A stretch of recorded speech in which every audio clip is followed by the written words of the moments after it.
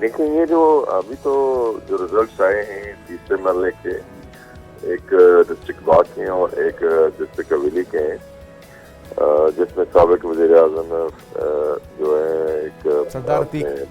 सरदार अतीक साहब, वो कीरकोट से जिनका तल्लक है, वो इलेक्शन जो है वो लूज कर गए हैं, हार गए हैं। उनके मुकाबले में जो एक नवभारत पार्टी है, एक ही उनके टिकट होल्डर थे, वो इलेक्शन में जीते हैं। और उसमें जो अमल दखल है वो इस बात का ज़्यादा है कि पिछले सारे अरसे में वासी साहब जो है वो काफ़ी मुतहर्रिक रहे और उनने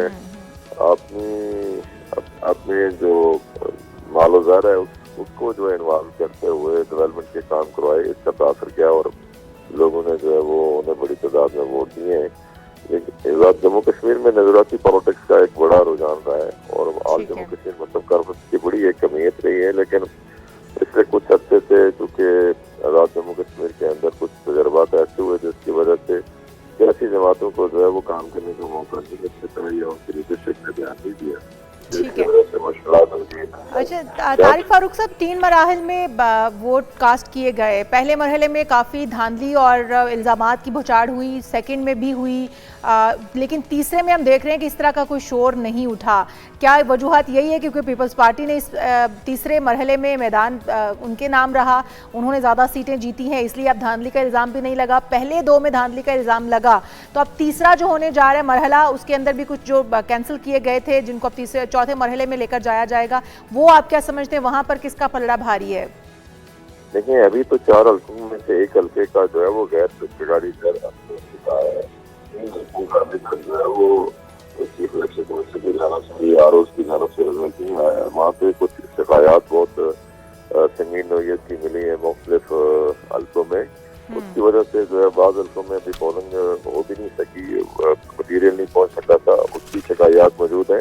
लेकिन जो आप बात कह रही हैं कि धांधली के इल्ज़ाम पीपल्स पार्टी ने शुरू में जब साउथ का यानी नीपटवीन का रिजल्ट आया था तो उस वक्त उन्होंने लगाए थे और वो बिल्कुल बेबुनियाद थे, उनकी कोई हकीकत नहीं थी।